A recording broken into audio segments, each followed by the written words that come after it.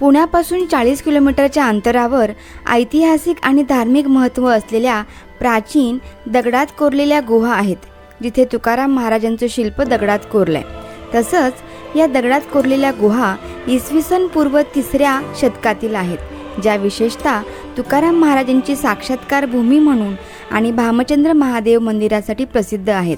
आणि ते ठिकाण म्हणजेच भामचंद्र डोंगर, आणि तिथलाच आपला आजचा हा व्हिडिओ। नमस्कार, मी मधुरा आणि अनवट वाटामध्ये आपलं खूप मनापासून स्वागत। तुकाराम महाराजांच्या आयुष्यातली सर्वात महत्त्वाची घटना म्हणजे त्यांना झालेला विठ्ठलाचा साक्षात्कार, आणि तो साक्षात्कार ज्या ठिकाणी झाला ती साक्षात्कार भूमी म्हणजेच हा भामचंद्र डोंगर। आज आपण याच भामचंद्र डोंगरावर आलेलो आहोत आणि तुकाराम महाराजांचा जो साक्षात्कार झाला होता, त्यांना जो साक्षात्कार ह्या डोंगरावर झाला होता, त्या ठिकाणाबद्दल आणि या भामचंद्र डोंगराबद्दल आपण संपूर्ण माहिती आपल्या या व्हिडिओमध्ये पाहणार आहोत। तेव्हा चला तर मग क्षणाचाही विलंब न करता सुरुवात करूयात आपल्या आजच्या व्हिडिओला।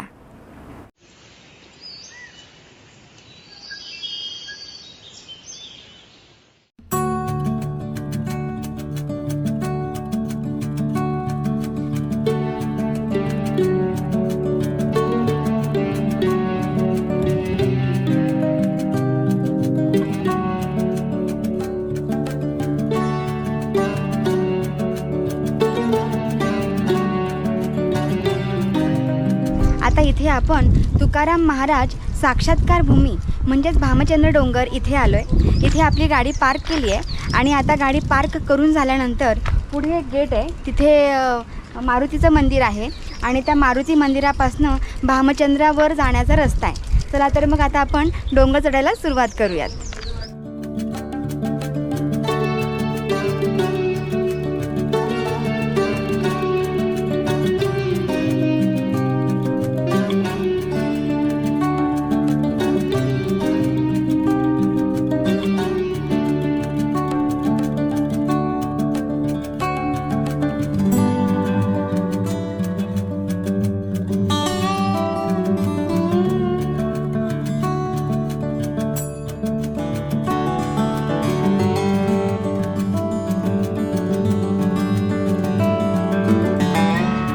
डोंगराच्या पायथ्याशी आता आपण पोहोचलो आहे। इथे पायथ्याशी मारुतीचं मंदिर आहे आणि आता या मारुतीच्या मंदिरापासून आपण वरती डोंगरावर चढायला सुरुवात करतो। ही जी आतली जी वाट आहे डोंगरावर जाण्याची, ती अशी जंगलाच्या आतून जाणारी वाट आहे आणि तिथून आता आपण निघालो आहे वरती जायला।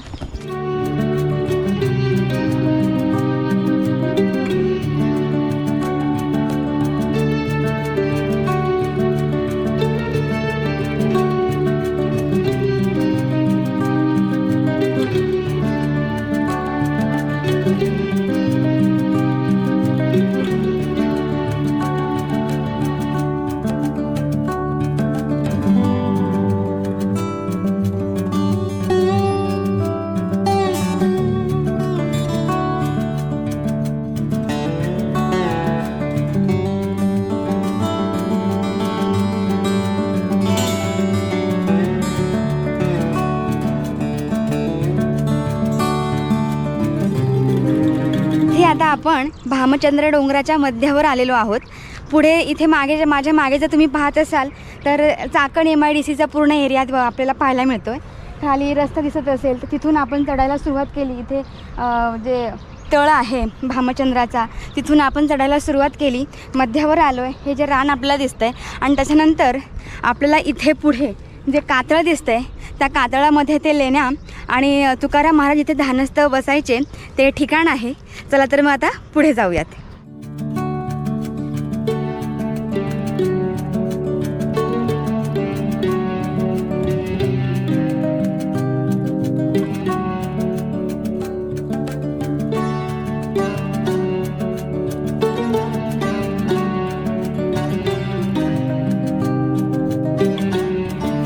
डोंगरावर आपण सर्वात वरच्या अशा जागेवर आलो आहे आणि इथे मागे आपण जर पाहिलं तर इथे आपल्याला तुकाराम महाराजांचं गाथा मंदिर पाहायला मिळतं।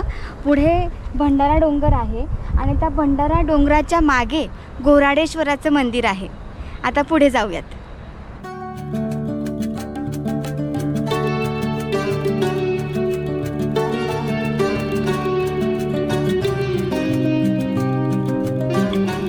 वरती येण्याचा रस्ता आपण पाहिलात, त्याच्यामुळे डोंगरावर जर यायचं असेल तर आपल्याजवळ पाण्याची बाटली आणि व्यवस्थित शूज जर असले तर आपण सहज हा जो डोंगर आहे ते 25 ते 30 मिनटामध्ये पार करू शकतो.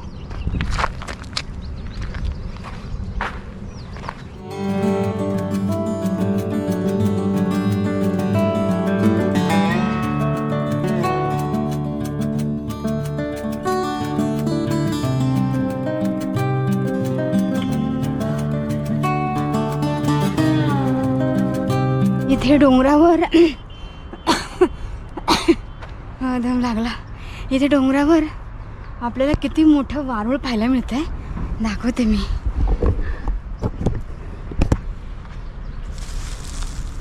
दिसते?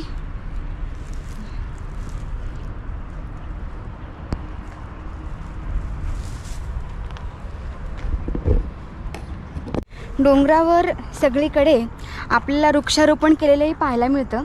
तेव्हा त्यातलं एक छानपैकी जास्वंदीचं झाड आहे आणि त्याला खूप छान फूल आले, ते आपण पाहूयात 2 मिनटं.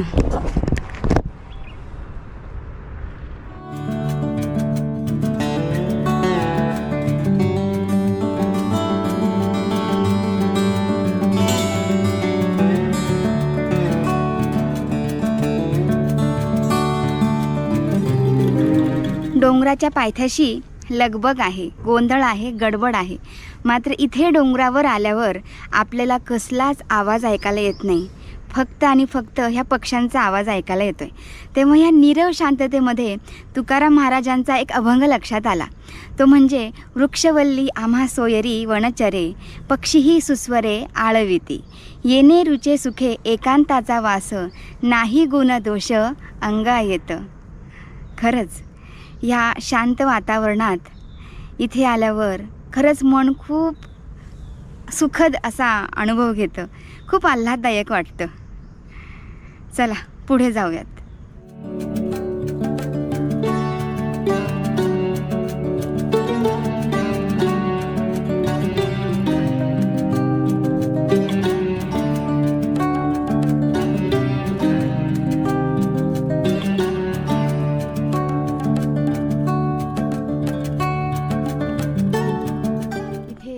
आपण लेण्यांच्या पायथ्याशी पोहोचतोय. संपूर्ण कातळ आपल्याला पाहायला मिळतोय आणि इथूनच लेण्यांना जाण्याचा रस्ता आहे. पुढे वरती भगवा झेंडाही आपल्याला पाहायला मिळत असेल, तिथेच आपल्याला जायचं आहे.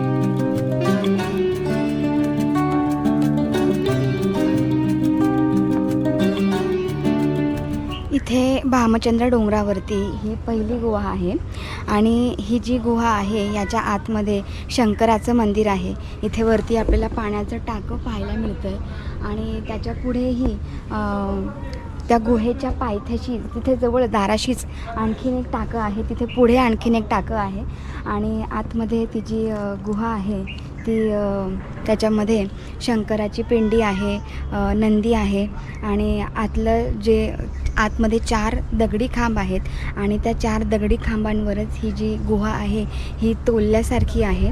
आतमध्ये द्वारपट्टीवर गणपतीची मूर्ती आहे आणि आतमध्ये एक योगी आहेत असे कातळामध्ये कोरलेले, त्यांची मूर्ती. या डोंगराला भामचंद्र किंवा भामगिरी या दोनही नावांनी ओळखलं जातं. त्याचबरोबर या भामचंद्र लेण्यांबद्दल ऐतिहासिक माहिती अशी की या बौद्ध लेण्या असून इसवी पूर्व 3ऱ्या शतकातल्या या गुहांचा वापर सुरुवातीला बौद्ध भिक्षुक ध्यानधारणेसाठी करत असत.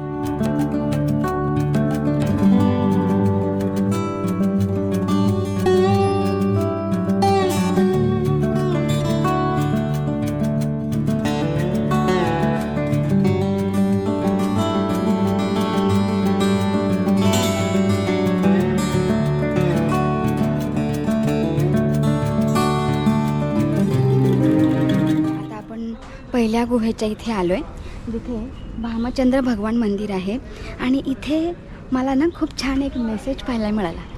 तो असा आहे, आम्हाला भेटलं एक इवलंसं रोपटं. ते म्हणतं आहे, इवलंसं रोपटं मी, तू म्हणलास तर मरून जाईल. ओंजळभर पाणी दे मला, आयुष्यभर तुझ्या कामा येईन. दिलं जीवनदान मला तर तुला जगायचा प्राणवायू देईन. जगवलंस मला तर तुझ्या देवांसाठी फूल देईन, फुलवलंस मला तर तुझ्या मुलांसाठी फळ देईन, तळपत्या उन्हामध्ये तुझ्या कुटुंबाला सावली देईन, तुझ्या सानुल्यांना खेळावया माझ्या खांद्यावर झोका देईन, तुझ्या आवडत्या पाखरांना मायेची मी खोपा होईन, कधी पडलास आजारी तर तुझ्या औषधाला कामा येईन, बेईमान झालो जर मी तुझ्या सरणाला शेवटी कामा येईल. वारी पंढरीची वृक्षवल्ली मंच यांचा हा संदेश आहे. खरंच खूप छान संदेश आहे. चला पुढे जाऊयात.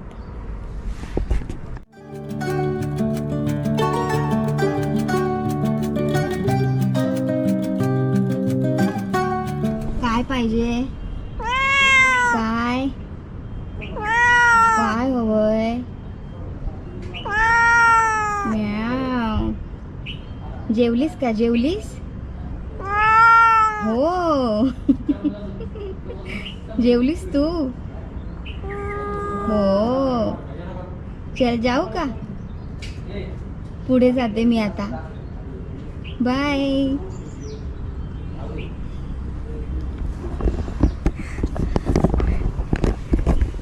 छोटूशी मैत्रीण.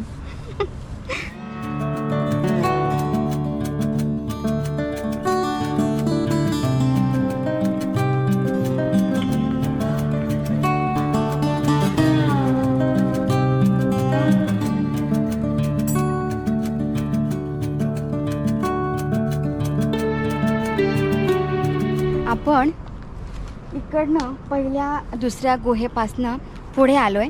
इथे पुढे आलं की हे झाड दिसतं. त्या झाडाच्या खाली काही मूर्त्या आहेत. त्या मूर्त्यांच्या खालच्या बाजूला गेलं की खाली एक पाण्याचं टाकं आणि गुहा आहे. तर इथे वरती कातळात कोरलेल्या लेण्या आणि तुकाराम महाराजांचं ध्यानाला बसण्याचं ठिकाण आहे. तिथे आता आपण वरती जाऊयात.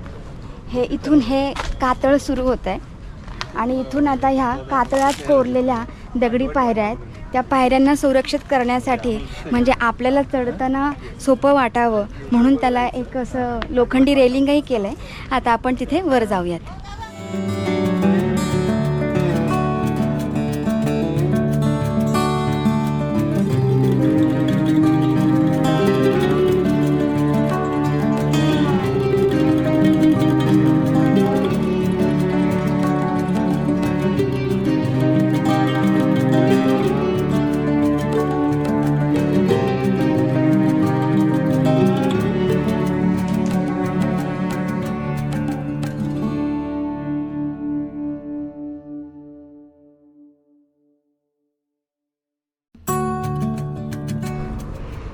आता इथे आपण तुकाराम महाराजांच्या ध्यानस्थ बसण्याच्या लेण्याच्या इथे आलेलो आहे.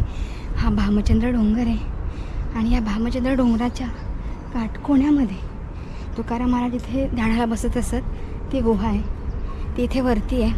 वरती गुहेच्या दाराशी गणपतीची प्रतिमा आहे. तिथेच आपल्याला जायचं आहे. तुकाराम महाराजांच्या गुहेच्या पायथ्याशी एका दगडात कोरलेला शिलालेख पाहायला मिळतो.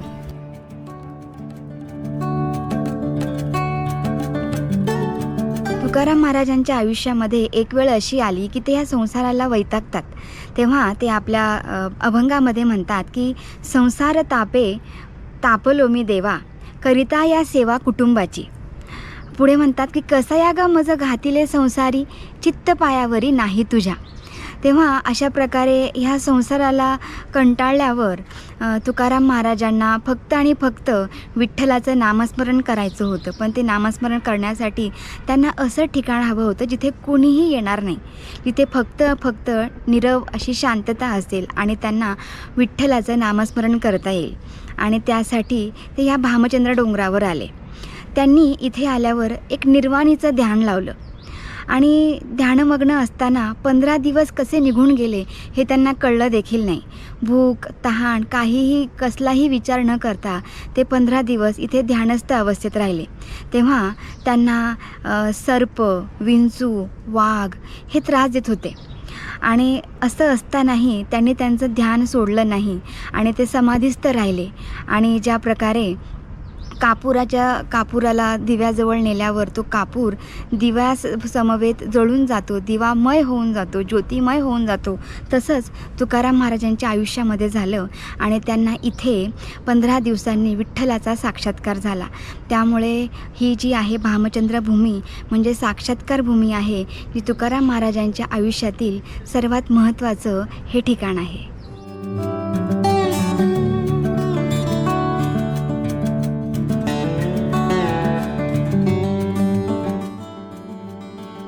गुहेत आत गेल्यावर तुकाराम महाराजांची दगडात कोरलेली मूर्ती पाहायला मिळते. या गुहेची उंची अंदाजे 6 फूट असून लांबी 10 फूट आणि रुंदी 6 फूट आहे. गुहेत प्रवेश केल्यावर डाव्या बाजूला भिंतीवर तुकाराम महाराजांची मूर्ती कोरलेली आहे. त्यांच्या हातावर विंचू, पाठीमागे वाघ आणि साप कोरलेले आहेत. गुहेच्या टोकाला विठ्ठल रखुमाईची संगमरवरी मंदिरात मूर्ती आहे. तर गुहेतल्या शांततेने आपलं मन भारावून जातं.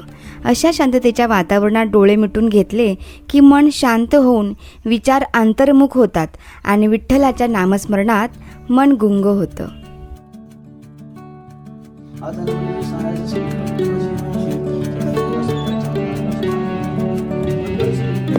तुकाराम महाराज जेव्हा इथे 15 दिवस ध्यानासाठी आले होते तेव्हा सगळी मंडळी मात्र त्यांना सगळीकडे शोधत होती. तेव्हा त्यांचे भाऊ कान्होबा त्यांना शोधत ह्या डोंगरावर आले आणि त्यांना तुकाराम महाराज इथे दिसले. इथे आल्यावर त्यांनी नजारा पाहिला तर सर्प, विंचू, वाघ जे होते ते तुकाराम महाराजांना त्रास देत होते. तेव्हा तुकाराम महाराजांचं ध्यान झाल्यानंतर ही जी आतमध्ये तुकाराम महाराजांची जी मूर्ती आहे ती कान्होबांनीच ह्या गुहेमध्ये कोरून घेतलेली आहे. तुकाराम महाराजांना इथे झालेला विठ्ठलाचा साक्षात्कार त्यांच्याच अभंगात त्यांनी नमूद करून ठेवला आणि तो अभंग इथेही कोरलेला आपल्याला पाहायला मिळतो. तो असा की 15 दिवसा माझी साक्षात्कार झाला, विठोबा भेटला निराकार, भांबगिरी पाठारी वस्ती जाण केली, वृत्ती स्थिरावली परब्रह्मी, निर्वाण जाणुनी आसन घातिले, ज्ञान आरंभिले देवाजीचे, सर्प विंचू व्याघ्र अंगासी झोंबिले, पिडू जे लागले सकळीक, दीपकी कर्पूर कैसा तो विराला, तैसा देह झाला तुका म्हणे.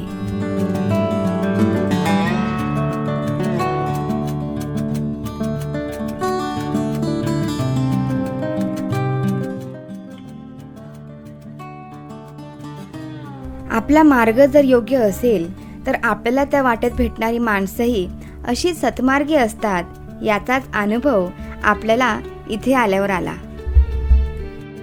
तर आता इथे आपण भामचंद्र डोंगरावर आलोय. वरती तुकाराम महाराजांचं जे ध्यानाचं ठिकाण आहे तिथे जाणार आहे आणि तिथे आपल्याला पायथ्याशी ही सगळी मंडळी भेटली आहे. त्यांना ॲक्च्युली भेटल्यावर खूप आनंद झाला. पहिली गोष्ट म्हणजे काही मंडळी माझ्या माहेरची आणि काही सासरची आहे सो काही कोकणातली आणि काही नगरकडची आहे. तर त्यांच्याशी आता आपण बोलूयात. नमस्कार. तर तुम्ही कुठून आलात आणि तुम्हाला ह्या मंदिराबद्दल कशी माहिती मिळाली आणि तुम्ही तिथे काय काय पाहिलं, तुम्हाला तिथे पोहोचल्यावर कसं वाटलं? आम्हाला बघून खूप छान वाटलं, खूप आनंद वाटला. आणि आमचा सोनईवरून सप्ताह येत असतो. हे 25वे वर्ष आहे. आमचे आजी आहेत गुरु, हे आमचे गुरु आहेत. नमस्कार. हां, आणि आम्ही आता 25वे वर्ष आहे आमचं. अच्छा. आम्ही इथं सप्ताह आणतोय. 7 दिवस असतो तुकाराम गाथा पारायण. हो, म्हणजे दरवर्षी करतात. आता 25वा वर्ष. 25वे वर्ष आहे. हो, भंडारा डोंगरावर. वा, तुम्हाला सगळ्यांना भेटून खूप आनंद झाला आणि तुमच्या सगळ्या लोकांकडनंच आम्हाला एक प्रेरणा भेटते की खरंच आपली अशी खूप सारी ठिकाणं आहेत आणि आपण त्या ठिकाणी जायला पाहिजे. ॲक्च्युली मलाही भंडारा डोंगरावर गेल्यावरच भामचंद्र डोंगराबद्दल कळालं, कारण की भंडारा डोंगर सगळ्यांना माहिती आहे, मात्र भामचंद्र आणि घोराडेश्वर याबद्दल आम्हाला माहिती नव्हती. तर बाबा, तुम्हाला इथे आल्यावर कसं वाटलं? एकदम छान वाटलं. हो ना. ऍक्च्युली बघा ना, समोर MIDC आहे, सगळा धावपळीचा एरिया आहे, मात्र इथे आल्यावर फक्त पक्ष्यांचा आवाज आणि एकांत एवढाच पाहायला मिळतं. खरंच म्हणजे मलाही आल्यावर ना खूप छान वाटलं. सो तुम्हाला सर्वांना भेटूनही मला खूप आनंद झाला. सो धन्यवाद. आता मी वरती जाते दर्शनासाठी. आणि नमस्कार. ह्यांनी मला सांगितलं की आपण तो सप्त्याचं मेन करताय, तर तुम्ही काय सांगाल तुमच्या कार्याबद्दल आणि ह्या डोंगराबद्दल? आपल्या संतांची, वास्तविक पाहता महाराष्ट्री संतांची भूमी आहे आणि या महाराष्ट्रामध्ये अनेक संत होऊन गेले. बाकी तुम्ही कुठेही बाहेरच्या देशामध्ये जा, एवढे संत कुठं सापडणार नाही. जेवढी साधना आपल्या महाराष्ट्रीय संतांनी केली तेवढी साधनासुद्धा कुठे भेटणार नाही. श्री संत तुकोबरायांची साधनास्थली भूमी आहे. या भूमीमध्ये तुकोबरांनी प्रत्येक कणाकणामध्ये तुकोबरायांचं या ठिकाणी स्पंदनं जाणवतात आपल्याला. आता या ठिकाणी आपण पाहतोय की हा तुम्ही बोलल्या की हा एरिया एवढा धावपळीचा असतानाही या ठिकाणी आल्याच्यानंतर जी आत्मिक शांती प्राप्त होते. याचं कारण काय? तर या ठिकाणी ती स्पंदन आहेत, ती चेतना आहे, ते तत्व या ठिकाणी प्रत्येक झाडामध्ये, पशुपक्ष्यांमध्ये या ठिकाणचं जे वातावरण ते हरिमय झालेलं वातावरण आहे. आणि या ठिकाणी तुकोबरायांनी केलेली साधना आहे, त्यांचे चरणस्पर्श लागलेत. आपण असं कथा ऐकतोय की तुकोबराय जेव्हा भामचंद्र डोंगर आपला हा भंडारा डोंगर त्या ठिकाणी साधना करण्यासाठी जायचे, त्यांची पत्नी जिजामाता त्यांना जेवण घेऊन यायच्या. आणि मग ते नेमकं कोणत्या डोंगरावर गेले हे कसं ओळखायचं? तर भजनाचं पावित्र्य आणि तत्व एवढं मोठं आहे की त्या जमिनीला कान लावायच्या, एखाद्या दगडाला कान लावायच्या आणि मग त्यांच्या लक्षात यायचं इथून तुकोबराय गेले. मग कान लावणं म्हणजे नेमकं काय कळत होतं त्यांना? तर त्या तुकोबरायांच्या चरणस्पर्शाने ज्या दगडाला, ज्या मातीला स्पर्श झाला ती हरिमय बनत होती आणि ती विठ्ठल विठ्ठल म्हणत होती. म्हणजे किती वैभव मोठं असेल, किती नामचिंतन ते मोठं असेल. आणि मग जिजामाता मग ओळखायचे की आपले पतिदेव ह्या दिशेने गेलेले आहेत आणि इकडे त्यांचं भजन चालू आहे. आता आपल्याला चढायला किती त्रास होतो. आता हा जो भाग आहे इकडला, आता ही सगळं वस्ती बनली, पण याच्या अगोदर हे सगळं वनच असेल ना, जंगल असेल. आणि मग त्यांनी एवढ्या जंगलामध्ये तुकोबरायांनी एकांत येऊन साधना केली. आज पण या ठिकाणी काही विद्यार्थी आहेत, साधना करतात. एवढ्या खडतर जीवनामध्ये वास्तविक पाहता इंटरनेट जीवन आहे, प्रत्येकाला ऐशो आराम जीवन पाहिजे, कुणालाही असं खडतर जीवनामध्ये नको आहे, प्रत्येकाला सुख समाधान पाहिजे. पण ही जी साधक मंडळी आहे की ज्या ठिकाणी या वनचरी वृक्षवल्ली आम्हा सोयरे या अशा भूमीमध्ये जो आनंद घेतात, आणि खरं तत्व इथंच आहे. आपण या समाजामध्ये जे फिरतोय हे बाह्य रूपाने फिरतोय, बाह्य रूपाचा जो आनंद आहे हा क्षणभर टिकणार आहे, काही काळापुरता आहे.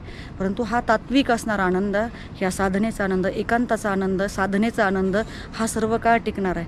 म्हणून या सगळ्या मंडळींनी घरादाराचा त्याग करून एकांतामध्ये जे राहतात ते आत्मिक सुख प्राप्त करण्यासाठी ह्या बाकीच्या ज्या गोष्टी भेटतात आपल्याला, तुम्हा आम्हाला, त्या फक्त तात्पुरत्यात, काही काळापर्यंत, काही क्षणापुरत्या क्षणभंगूर आहेत. आणि मग तुकोबरायांनी आदी संतांनी आपलं जे सांगितलंय, नाशवंत देह जाणारा सकळ आयुष्य खातो काळ सावधान. तर हा आयुष्य खाणारा, अर्थात हे जीवनचक्र जे आहे ना, काल व्याल मुख ग्रास त्रास निरनाश येत. भागवतामध्ये सांगितलंय की काळ हा प्रत्येकाच्या पाठीमागे लागलाय. तुम्ही किती थांबवण्याचा प्रयत्न केला काळ तरी थांबणार नाही. आत्ताचा क्षण हा जाणारच आहे, पुढे येणार नाहीये. गेले दिवस पुन्हा पुढे प्राप्त होणार नाहीत. म्हणून आहे ती अवस्था, आहे तो क्षण, आपण आपला उद्धाराचा मार्ग केला पाहिजे.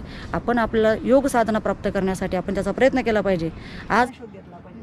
आणि खूप तुम्हाला धन्यवाद की तुम्ही ह्या निमित्ताने का होईना अशा या डोंगर माथ्यामध्ये जाऊन कुठे कुठे साधना केली हे साधन लोकांना दाखवण्याचा प्रयत्न करतात. म्हणून तुमच्या चॅनलला आणि तुम्हाला खूप खूप धन्यवाद. रामकृष्ण. ईश्वर प्राप्तीसाठी तुकाराम महाराजांनी भंडारा, भामचंद्र आणि घोरावडेश्वर सारख्या एकांतात असलेल्या ठिकाणी जाऊन समाधी लावून विठ्ठलाचं चिंतन केलं. तेव्हा तुकाराम महाराजांच्या पदस्पर्शाने पावन झालेल्या या पवित्र ठिकाणी आपण नक्कीच भेट द्यायला हवी. तेव्हा आपल्या आजच्या या व्हिडिओमध्ये तुकाराम महाराजांचं भामचंद्र डोंगरावर ध्यानस्थ बसण्याचं ठिकाण, इथलं भामचंद्र महादेवाचं मंदिर आणि इथल्या लेण्या याबद्दल संपूर्ण माहिती आपण समजावून घेण्याचा प्रयत्न केला. हा प्रयत्न जर आपल्यापर्यंत पोहोचला असेल तर आम्हाला नक्की कमेंट करून सांगा. व्हिडिओ आवडला असेल तर व्हिडिओला लाईक आणि चॅनलला सबस्क्राईब जरूर करा, जेणेकरून असेच माहितीपूर्ण व्हिडिओ आम्ही आपल्यापर्यंत आणू शकतो. तोपर्यंत आपण दिलेल्या वेळेसाठी धन्यवाद आणि पुन्हा भेटूयातच अशाच एका वेगळ्या व्हिडिओमध्ये. धन्यवाद.